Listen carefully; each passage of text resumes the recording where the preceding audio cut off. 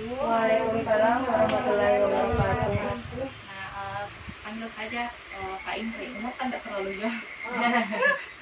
Umur kan tidak terlalu jauh beda Ji. Jadi hari ini saya mau sharing informasi tentang kesehatan dan gizi remaja. Penting kita bahas ini gizi sama remaja karena kita sama-sama tahu umurnya adik-adik ini saat remaja itu memerlukan namanya zat gizi yang lebih tinggi dibandingkan dengan tahap kehidupan lainnya seperti anak-anak atau orang dewasa atau lansia. Remaja yang paling membutuhkan zat gizi yang paling banyak. Nah, ini kenapa? Karena pada masa remaja ini terjadi yang namanya growth spurt atau laju peningkatan pertumbuhan.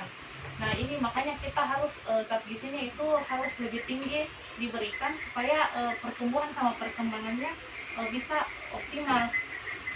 Nah, kalau salah satu komponen gizinya saja tidak terpenuhi pada masa remaja, khususnya itu yang remaja putri, karena dia nanti kan sebagai calon ibu, dia bisa mengakibatkan hambatan pertumbuhan tinggi badan atau stunting pada bayi yang dilahirkan. Jadi kalau pada saat remaja, pada saat kita masih remaja tidak terpenuhi zat gizi, nanti anaknya itu bisa beresiko lahir stunting. Nah, ini apa stunting? Kemarin kan sudah disinggung. Stunting itu kondisi gagal tumbuh pada anak di bawah usia 2 tahun yang disebabkan kekurangan gizi pada waktu yang lama kronis. Jadi bukan kurang gizi, dibilang 3 bulan atau 4 bulan sebelum, tidak, tapi dari remaja. Jadi dari remaja dia sudah kurang zat gizinya, maka bisa menyebabkan risiko anaknya nanti lahir stunting. Nah, ciri-cirinya itu tinggi badannya lebih pendek dibandingkan tinggi badan anak pada umumnya. Jadi, tapi jangan bilang anak yang pendek itu semua stunting, kan? Kemarin sudah ditekankan lagi, tapi kalau dia stunting sudah pasti pendek. Nah, bagaimana caranya supaya pertumbuhannya remaja itu bisa optimal? Ada 4 prinsip agar pertumbuhan remaja itu bisa optimal. Yang pertama, ingat ini lah, yang pertama, makan makanan yang beraneka ragam, yang bervariasi. Jadi dalam satu porsi makan harus beragam. Misalnya ada di dalamnya karbohidrat, ada protein hewani, ada protein nabati, sama lemaknya. Jadi jangan cuma melihat dalam satu piring makan nasi campur mie.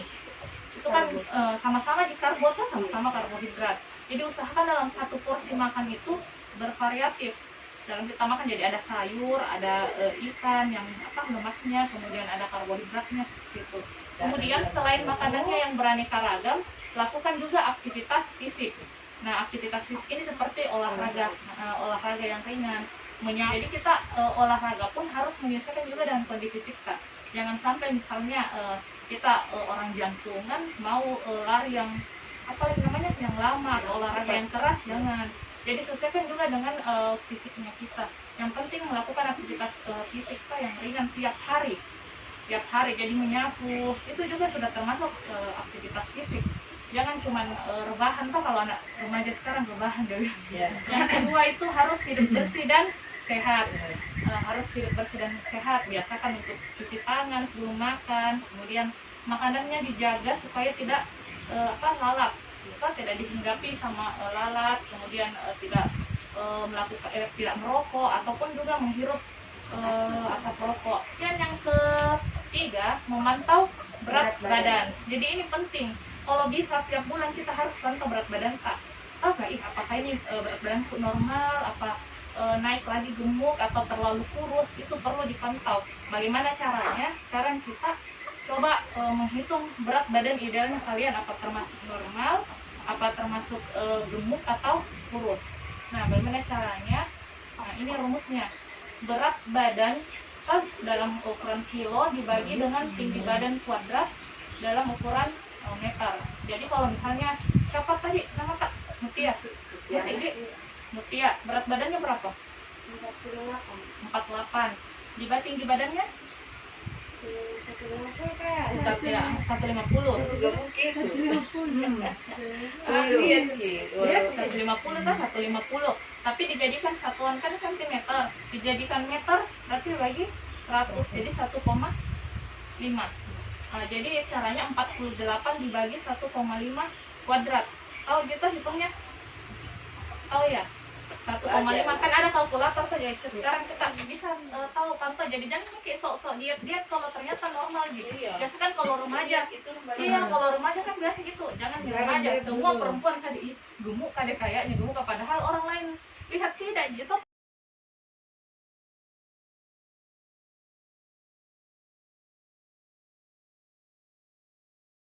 Satu lima lima. 1,55 kuadrat. 1,5 Pak. 150, 1,5 kuadrat. 20,83. Ada di mana dia? Kurvanya, anunya, intervalnya yang mana?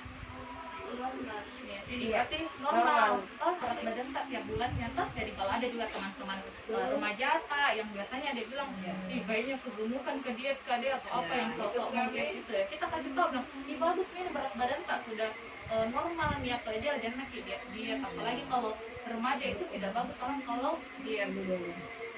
Apa itu? Nah, ini sumber zat gizi apa yang baik untuk remaja.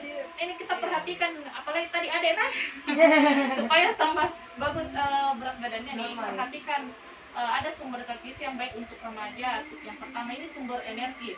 Sumber energi atau sumber tenaga yang diperoleh dari karbohidrat, misalnya beras, jagung, umbi-umbian, mie, kentang, roti, mentega. Nah itu semua termasuk sumber energi, sumber tenaga. Kemudian yang kedua sumber protein. Sumber protein ini gunanya untuk pembangun, dia yang memperbaiki jaringan tubuh. Nah, jadi ini ada namanya protein hewani dan ada protein nabati. Protein hewani ini dari daging, ayam, ikan, telur. Kalau sumber nabati dari kacang-kacangan, tahu, tempe. Juga nggak harus ikan-ikan yang mahal, ikan bolu pun juga bagus. Nah, gitu. Jadi harus usahakan tadi yang saya bilang dalam satu kali porsi makan harus mengandung semua ini, ada karbohidrat, ada sumber protein. Nah kemudian lemak. Lemak ini biasanya ada pada minyak goreng, mentega, susu, daging, ikan. Nah, seperti itu. Tapi usahakan kalau lemak itu tidak boleh berlebihan. Nah, tidak boleh berlebihan. Kemudian vitamin ini sebagai zat pengatur, banyak terdapat pada sayuran dan buah-buahan. Kemudian apa saja gangguan kesehatan yang terkait pada gizi remaja. Nah yang paling banyak ini juga pada perempuan ini terjadi yang namanya anemia. Apa itu anemia? Kekurangan zat besi. Nah, kekurangan zat besi. Jadi apa-apa saja yang menyebabkan perempuan, remaja perempuan itu biasanya terkena anemia. Yang pertama itu kandungan zat besi dalam makanan kurang sehingga tidak mencukupi kebutuhan tubuh. Nah yang makan kurang mengandung zat besi. Apa tadi makanan yang mengandung zat besi kira-kira?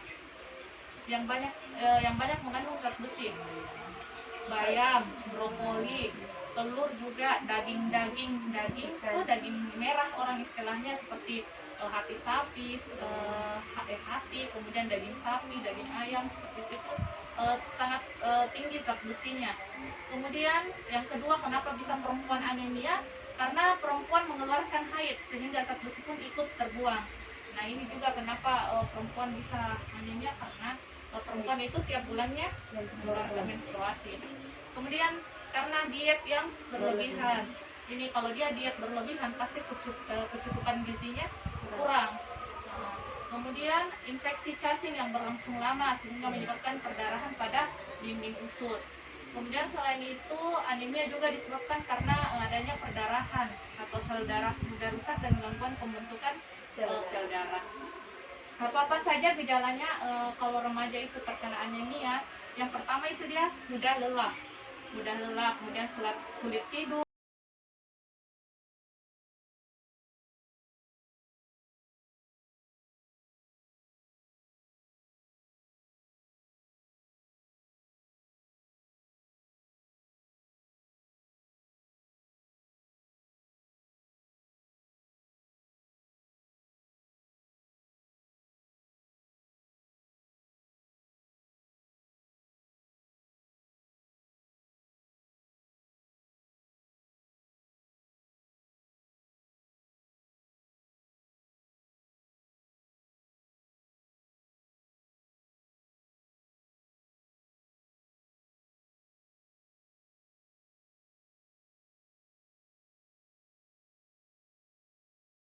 Nah, ada yang namanya anoreksia nervosa. Ini kalau anoreksia nervosa dia anggap tubuhnya terlalu gemuk, makanya dia kurangi porsi makannya. Ini yang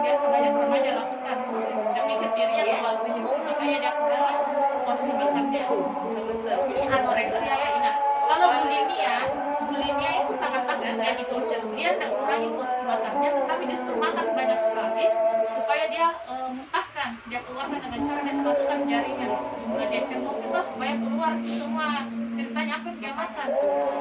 Itu bulimia namanya. Kemudian gangguan kesehatan terkait gizi remaja yang ketiga yaitu kurang energi kronik.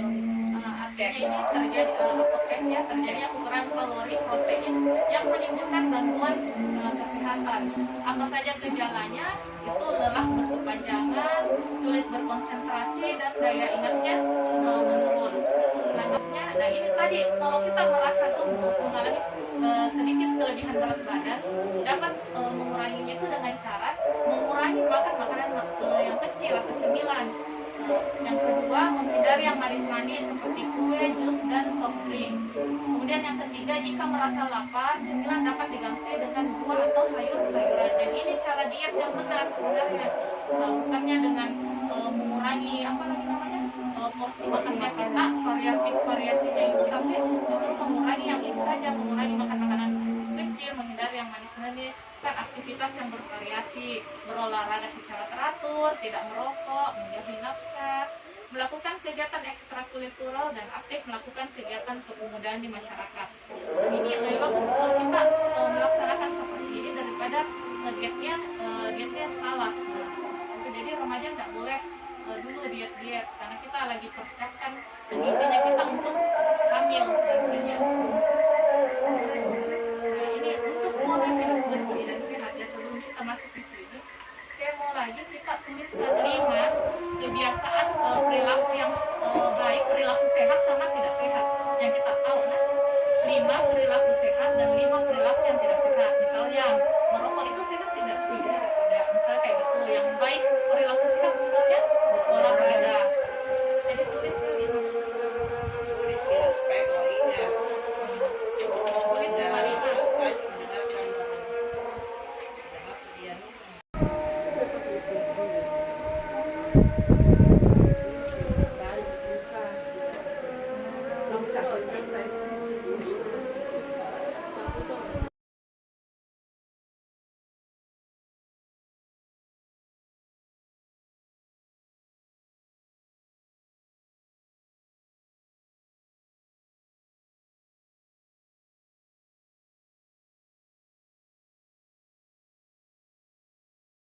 Dari yang berbau rokok dan minuman keras, betul ya. Kekurangan atau kelebihan tidur. Ya perilaku tidak sehat itu ya kalau kekurangan atau kelebihan tidur dia memang tidak bagus. Kemudian jarang atau tidak pernah sarapan, kurang melakukan aktivitas fisik, kemudian suka makan dan minum yang tidak sehat. Perilaku sehatnya itu makan makanan yang berprotein. Jangan cuma yang berprotein saja, nah semua. Makan makanan yang gizi seimbang. Kemudian yang kedua berolahraga betul, rajin sarapan dan makan yang cukup. Sudah bagus perilaku sehatnya. Pintar semua. Pintar, tidak sehat merokok, menghirup asap rokok, kurang tidur, memakan makanan berat, tidak sehat. Yang kayak bagaimana maksudnya makan makanan berat batu? Makan makanan berat itu penting, tapi harus kita tadi beraneka ragam gizi seimbang. Yang tidak bagus itu makan. Oh ya, maksudnya jangan makan yang sesuai dengan porsinya harusnya tuh. Kalau maupun tidak sehat harusnya makan makanan yang apa namanya junk food seperti itu kan, yang cemilan-cemilan. Kemudian jarang berolahraga, betul. Sehat, perilaku sehat, makan makanan bergizi, berolahraga, konsumsi buah dan sayur, tidur teratur, perhatikan makan dan tidur. Ya benar. Kita main lagi. Nah, ini 2, 3 ini cuma angkat saja tuh nanti. Yang merah itu kalau kita lakukan, yang hijau kalau kita tidak lakukan. Yang pertama ini kebiasaan kebersihan yang kita lakukan, kebersihan kesehatan yang penting dilakukan remaja. Yang pertama, siapa yang keramas minimal 2 kali seminggu? Kan saya bilang minimal. Jadi kalau lebih benar ya terjauh. Kemudian yang kedua, siapa yang pernah mengalami jerawat yang parah? Ini tidak pernah. Ini pernah. Kalau yang kasih tips berdua, kenapa bisa ada jerawatan? Seperti apa? Rajin apa? Rajin cuci muka. Rajin cuci muka. Apa? Merawat kulit. Skincare. Oh, skincare.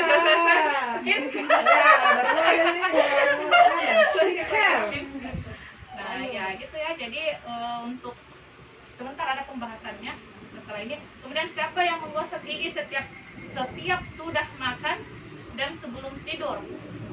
Sebelum tidur. Kalau saya sudah makan. Berarti itu dong yang yang merah iya sama ya sebelum tidur di semua. Iya.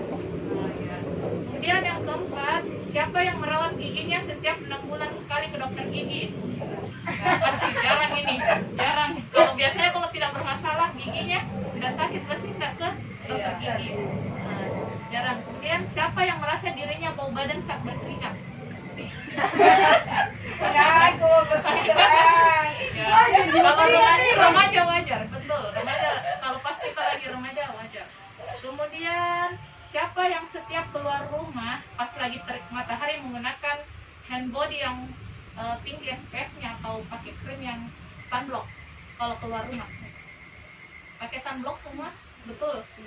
Kalau di kulit, di tubuhnya pakai hand body yang tinggi SPF-nya. Biasa kadang ada SPF, biasa enggak. Muka aja yang biasa. Serius. Kemudian yang ketujuh, siapa yang mandi hanya 1 kali sehari? Bingung yang mana benar, yang mana tidak. Nah, jadi rata-rata semuanya cuma mandi 1 kali sehari dia. Pagi saja. Tidak, sore. Hah? Jangan-jangan kalau ke sekolah tidak mandi. Mandi. Cocok. Di sekolah mandi ya, luar mandi. Kalau sekolah baru mandi. Oh. Mandi 2 kali. Tenang, kita satu Harus tim. buat. Saya juga satu tim. Kemudian 8. Siapa yang sehari-hari suka pakai jeans atau celana ketat terlalu lama? Masa. Jadi enggak suka pakai Jalan-jalan di jeans. rumah ya, ganti ya. Kemudian siapa yang mengganti pakaian dalamnya 2 kali sehari? Berapa? 1 kali saja. Jadi yang dipakai. Standar jadi semuanya. Kadang ganti, kadang tidak. Tergantung juga 2 kali mandi, 2 kali ganti. Siapa yang mengganti pembalutnya 3-4 kali sehari kalau saat menstruasi? Tidak juga. Kadang tinggi. Jadi Iya, berapa kalau kali? kadang beraktivitas di luar rumah, kadang susah mau ganti karena biasa di kampus atau Tergantung juga deh kalau banjir atau tidak. iya tergantung juga dari Nah, yang terakhir, siapa yang melaksanakan olahraga setiap hari atau aktivitas fisik setiap hari? Nah, setiap hari mesti Sehari. menyampung kapan tahu setiap hari? Kita tidak. Olahraga apa? Olahraganya olahraga apa? Olahraga betul aja. Lompat tali, wes mantap. Lagi diet sih soalnya, lagi dia turunkan berat badannya. Nah, jadi tadi dari 11 tidak sampai setengah yang berperilaku hidup sehat. Iya kan, lebih banyak yang merah dibandingkan dengan yang hijau. Nah, kita lihat ini. Kuliah dah. Nih, untuk hal apa saja, kebersihan apa saja yang perlu dijaga sama remaja. Yang pertama itu rambut sehat. Jadi agar rambutnya sehat itu kita harus keramas kurang-kurangnya 2 kali seminggu. Nah, kalau ini tadi semuanya rata-rata pakai shampoo ya 2 kali seminggu bahkan lebih. Minimal tadi 2 kali. Kemudian yang menggosok gigi. Gosok gigi sebaiknya dilakukan setelah makan dan sebelum tidur malam. Cara terbaik itu dengan mengunjungi dokter gigi minimal 6 bulan sekali. Jadi sebenarnya sih kalau memang lagi, maksudnya kita mampu dan untuk ini bisa kontrol gigi kita setiap 6 bulan sekali walaupun ceritanya kita lagi tidak sakit gigi seperti itu. Kemudian sikat gigi. Jadi jangan cuma sekali sebelum tidur saja, kalau sudah makan juga. Kalau sudah makan, tapi memang sejarah kita tidak kalau remaja itu kan pori-porinya biasanya tersumbat dengan minyak karena kita produksi minyak berlebihan. Jadi kalau tidak rajin cuci muka, kalau kita tidak rajin bersihkan, nah itu yang bisa menyebabkan timbulnya jerawat. Apalagi remaja juga sering kadang biasa suka begadang. Nonton Korea. Nonton Korea. Nah ini yang bisa menyebabkan terjadinya jerawat. Kemudian keringat ini yang bisa menyebabkan bau badan tadi karena dia bercampur dengan kotoran atau dasi. Ya, apalagi tadi 1 kali semua dimandi itu. Nah, kemudian kulit kulit ini sangat penting. Tapi tadi semuanya bagus karena semua menggunakan sunblock ya kalau keluar rumah. Apalagi sekarang itu cuacanya panas. Jadi ini bisa dari remaja kita sudah harus lindungi kulit kita supaya nanti kalau sudah dewasa itu tidak ada flek hitam. Mandi dan kebersihan tangan serta kaki. Jadi ini mandi minimal sekurang-kurangnya itu 2 kali sehari. Gunakan sabun dan dengan air yang bersih. Kemudian merawat alat kelamin. Nah ini juga penting kita perhatikan kebersihannya karena bisa menimbulkan infeksi atau bau tidak sedap. Jadi biasanya itu vagina kalau sudah infeksi kan kita biasanya mengalami namanya keputihan, kemudian baunya juga tidak sedap. Nah, kalau ada jamur atau bakteri, jadi kita harus kemarin sudah diajar cara bagaimana merawat alat kelamin. Caranya yang kalau kita lagi membersihkan vagina harus dari depan ke belakang. Tidak boleh, jangan menggunakan celana yang terlalu ketat. Jeans, apalagi yang berbahan jeans atau bludru, ada juga kulit itu yang ketat sekali dalam waktu yang lama, dan jangan duduk di area yang bersuhu tinggi atau panas. Jadi kemudian ini bagi remaja putri diimbau untuk mengganti pembalut setiap 3-4 kali dalam sehari. Nah ini juga penting tadi pakaian dalam. Kita kan tadi 1 kali, usahakan itu diganti 2 kali. Jadi pagi, sore, atau kalau kita merasa sudah basah nih celana dalamnya itu langsung diganti karena itu yang bisa menyebabkan terjadinya infeksi atau keputihan kadang-kadang.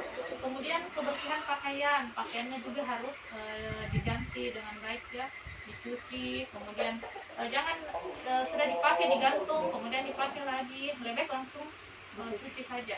Kemudian istirahat, kita harus butuh istirahat, tidur yang baik secukupnya.